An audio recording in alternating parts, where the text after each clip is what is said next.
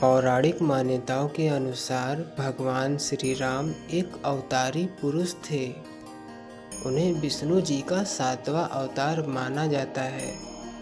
श्री राम को धरती पर मर्यादा का संदेश देने के लिए भेजा गया था, इसलिए उन्हें मर्यादा पुरुषोत्तम के नाम से भी जाना जाता है।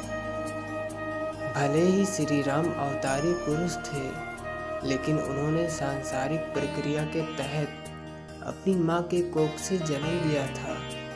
श्री राम अयोध्या के राजा दशरथ और उनकी पत्नी कौशल्या के पुत्र थे। दरअसल राजा दशरथ को पुत्र नहीं हो रहा था, जिसके कारण उन्होंने पुत्र की प्राप्ति के लिए यज्ञ करने का फैसला लिया। राजा दशरथ ने कई महान ऋषियों, तपस्वियों और विद्वानों को यज्ञ का आमंत्रण भेजा।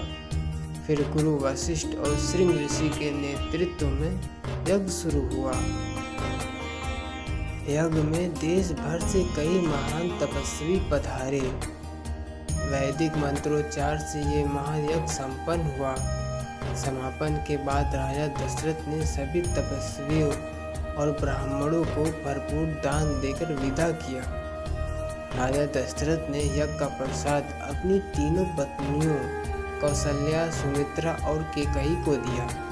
प्रसाद के फलस्वरूप रानी कौशल्या ने गर्भ धारण किया और इस तरह चैत्र शुक्ल नवमी को श्री राम जन्मे।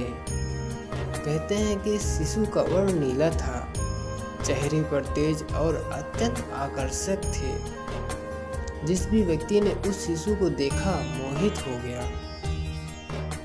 यज्ञ प्रसाद के फलस्वरूप राजा दशरथ की दूसरी रानी सुमित्रा ने 2 और केकई ने एक पुत्र को जन्म दिया। राजा दशरथ के सभी पुत्र तेजस्वी हुए। इन चारों भाइयों का नाम राम, लक्ष्मण, भरत और शत्रुघ्न रखा गया। कहते हैं कि श्री राम के जन्म के बाद देवताओं ने आसमान से पुष्प वर्षा की थी। अप्सराओं ने नृत्य किया था। चारों ओर उल्लास था। समय बीतने के साथ साथ राम अपने तीनों भाइयों से ज्यादा गुणवान होते गए। वे सभी विषयों में पारंगत हो गए, इसलिए तीनों भाई भी उनको बहुत मानते थे।